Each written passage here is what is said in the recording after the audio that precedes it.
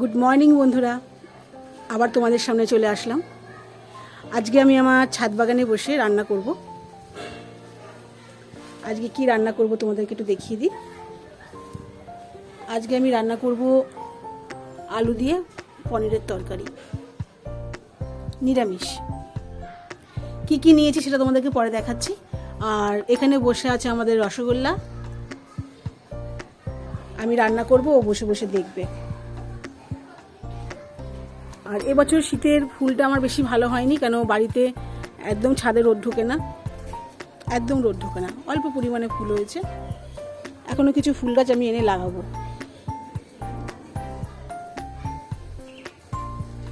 আর আবার নতুন করে ধনেপাতা লাগিয়েছি, ছোটো ছোটো ধনেপাতা উঠেছে।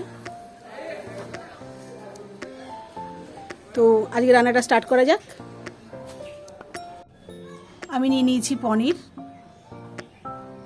আলু, একটু ধনেপাতা নিয়েছি, কাঁচা লঙ্কা, চালমগজ, কাজু, পোস্ত, আদা আর টমেটো। আর এদিকে ফোড়নের জন্য নিয়ে নিয়েছি জিরে, তেজপাতা আর গরম মশলার যেগুলো হয় একদম, দারচিনি, লবঙ্গ, এলাচ। তো বন্ধুরা, শুরু করে দিই রান্না। আর সব থেকে হচ্ছে আমার পাশে বসে আছে আমার বাচ্চা রসগোল্লা। খুব ভালো বাচ্চা একটা, একদম রসগোল্লা, মিষ্টি বাচ্চা, মিষ্টি। আগে পনিরগুলোকে কেটে নিচ্ছি।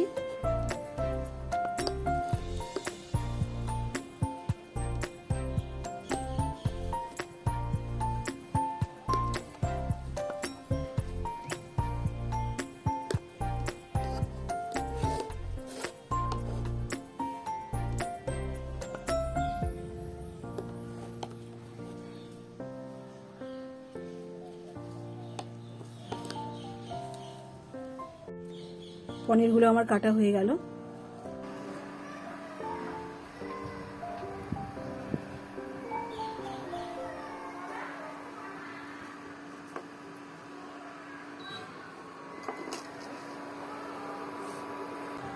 তেল গরম হয়ে গেছে, এখন একটু নুন দিয়ে দিচ্ছি তেলে, অল্প পরিমাণে।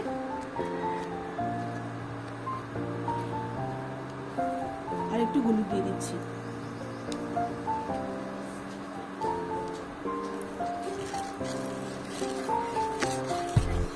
একটু নেড়ে নিয়ে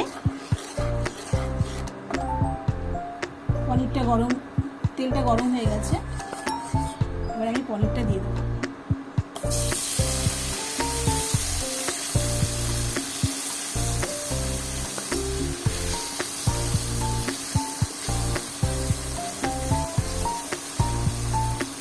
হালকা করে ভেজে নেবো পনিরগুলোকে। পনিরটা ভাজা হতে হতে আমি মশলাটা রেডি করে নেব। আমি এখন নিয়ে নেব টমেটো, আদা,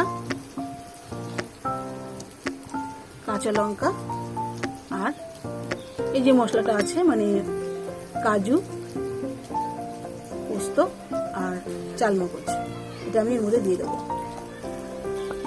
দিয়ে এটা আমি বেটে নিয়ে নেব। পনিরগুলো ভাজা হয়ে গেছে, এবার আমি তুলে নেব।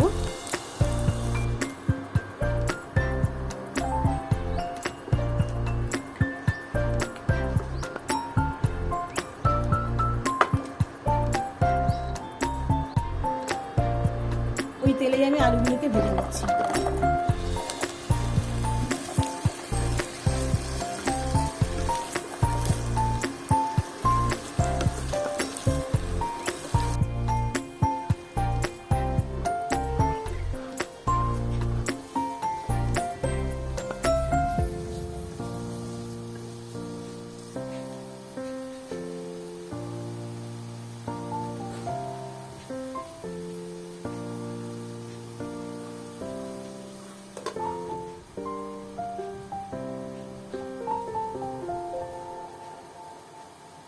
মশলাটা তৈরি হয়ে গেছে আমার, আলুটা ভাজা হয়ে গেছে। এবার আলুটা নামিয়ে নেব।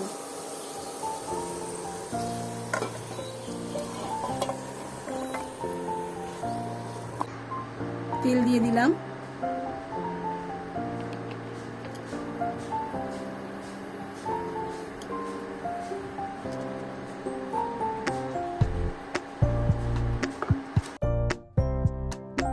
তেল গরম হয়ে গেছে, এখন দিয়ে দিলাম তেজপাতা, সাদা জিরে আর আস্ত গরম মশলা। গরম মশলা, সাদা জিরে, তেজপাতা সুন্দর করে ভেজে নেব। ভালো করে ভেজে নিতে হবে। সুন্দর একটা গন্ধ বেরিয়ে যে মশলাটা বানিয়েছিলাম ওই মশলাটা এবার দিয়ে দিলাম।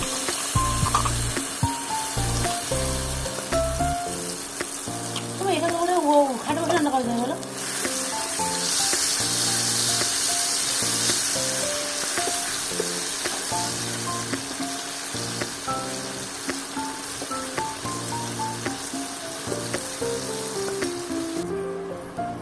দিয়ে দিচ্ছি জিরের গুঁড়ো,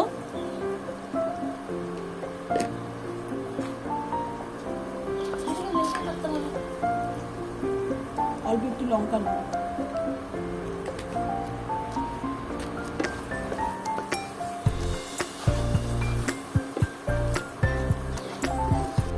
মশলাটা কষে গেছে। এবার আমি দিয়ে দেবো এর মধ্যে আলুগুলো।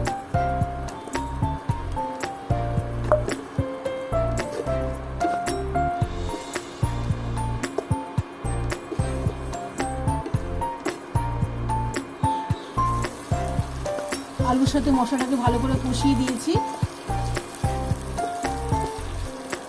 এবার দিয়ে দেবো পনির গুঁড়ো।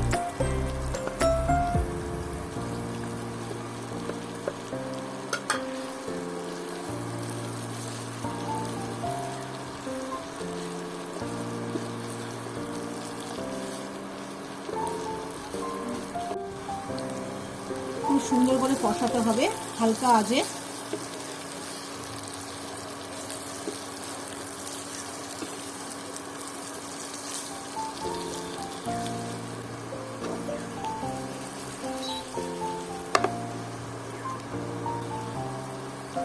কষে গেছে, এবার আমি দিয়ে দেবো মশলা ধোয়া জলটা।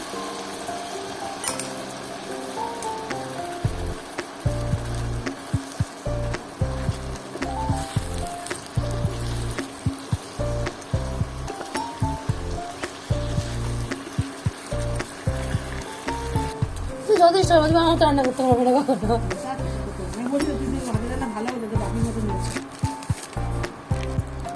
একটু কেশরি মেথি দিয়ে দিলাম।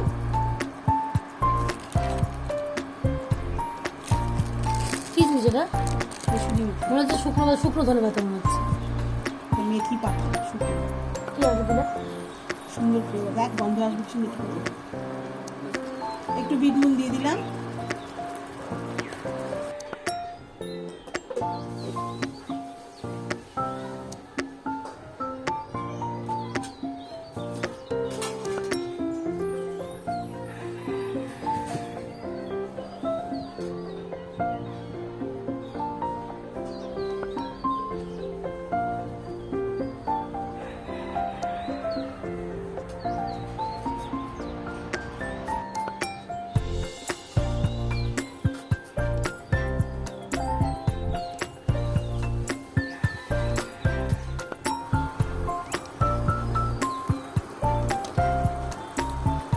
একটু সামান্য চিনি দিয়ে দেবো।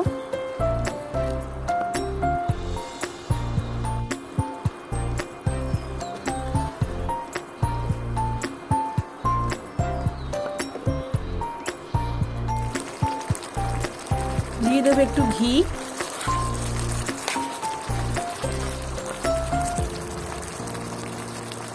দিয়ে দেবো একটু গরম মশলা।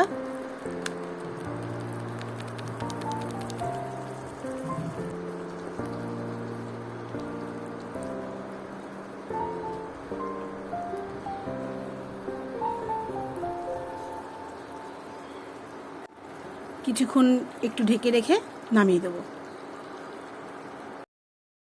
তো বন্ধুরা, তৈরি হয়ে গেল আমার আলু পনিরের একটি সুন্দর নিরামিষ রেসিপি। দেখতে খুবই সুন্দর হয়েছে, আশা করছি খেতেও ভালো হবে। তো তোমরা বানিয়ে নিতে পারো এরকম একটি নিরামিষ তরকারি আলু আর পনির দিয়ে। একটু ধনেপাতা দিলাম সাজানোর জন্য, আর একটু গোলাপের পাপড়ি ছিল তাই একটু সাজিয়ে দিলাম। খুব সুন্দর লাগছে দেখতে। ছাদ বাগানে বসে রান্না করার একটা আলাদাই আনন্দ।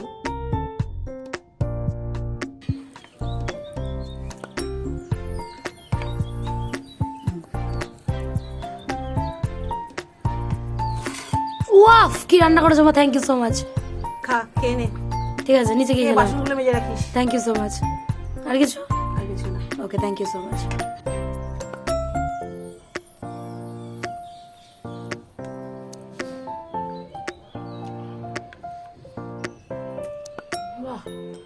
কেমন হয়েছে? ক্যামেরার সামনে বলে বলছিস নাকি অরিজিনালি ভালো হয়েছে? সেটাই জানতে চাইছি। ঠিক আছে, খা। ও বাবা তাকাও না একবার, খাওয়া হয়ে গেছে বাবা তোমার? ও বাবা একবার দেখাও না বাবা, একবার মুখটা দেখি বাবা, তাকাবে না বাবা। তো বন্ধুরা আমি এখন খেয়ে নিই, অনেক বেলা হয়ে গেছে। তো আমার ব্লগটা কেমন লাগলো তোমরা সবাই জানিও। রান্নাটা তোমরা নিজেরা করে খেও, আশা করছি ভালো লাগবে। অনেক সকালে আজকে উঠেছি, স্নান পুজো সবই হয়ে গেছে, তাই একটু ইচ্ছে হলো ছাদ বাগানে বসে রান্না করলাম। আশা করছি তোমাদের সবার ভালো লাগবে আমার আজকের এই ভিডিওটা। প্লিজ তোমরা একটুখানি আমাকে ফলো করো, একটু সাবস্ক্রাইব করো। যারা ইউটিউব থেকে দেখছো তারা আমাকে সাবস্ক্রাইব করবে, যারা আমাকে ফেসবুক থেকে দেখছো তারা প্লিজ আমাকে একটু ফলো করবে, আর একটু কমেন্ট, একটু লাইক, খুব ভালো লাগবে করলে। আর কিছুই না। আর আমাদের গোল্লা যে বসে আছে দেখতেই পাচ্ছ, আমার গোল্লা রসগোল্লা, কিচ্ছু খায় না, মাছ খায় না, মাংস খায় না, ভাত খায় না, কিচ্ছু না, শুধু একটু ক্যাট ফুড খায়, একটু জেল খায়, ব্যাস এইটুকুই, আর কিছুই খায় না। তো বন্ধুরা আমি এখন খেয়ে নিই, অনেক বেলা হয়ে গেছে, প্রায় 2:30 বেজে গেছে। তো তোমাদের সাথে আবার দেখা হবে নতুন কোনো ব্লগে। আশা করছি তোমরা সবাই ভালো থাকবে। টাটা।